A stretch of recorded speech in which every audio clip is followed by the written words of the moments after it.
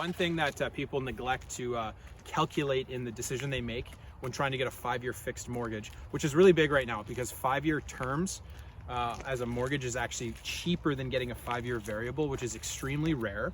So there's a lot of attention on 5-year fixed. But the problem is with a 5-year fixed, it's a locked-in rate.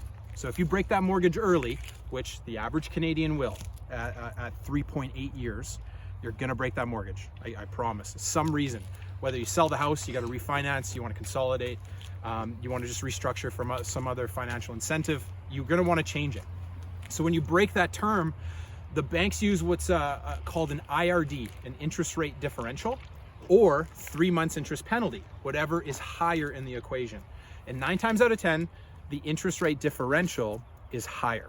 And this is what a lot of banks do that they don't tell people when you're searching online with those really, really low interest rates. It's what's called a no frills mortgage or a smart mortgage.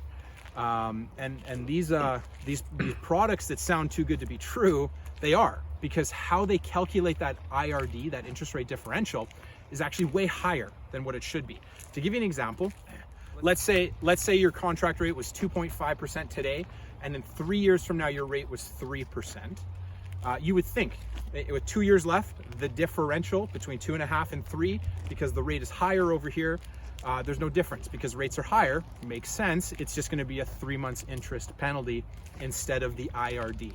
However, what these banks don't tell you on these specific skinny version mortgages is the IRD calculation. They pretend that your current rate was actually discounted from their posted rate, which you're going to see with all these banks online.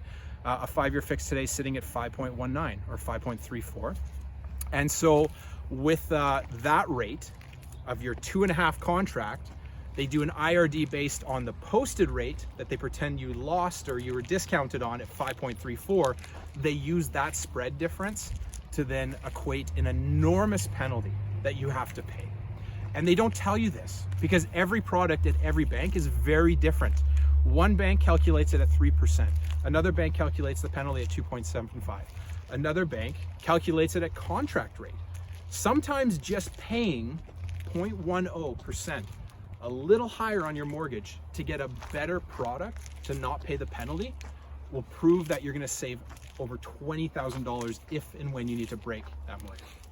So why am I telling you this?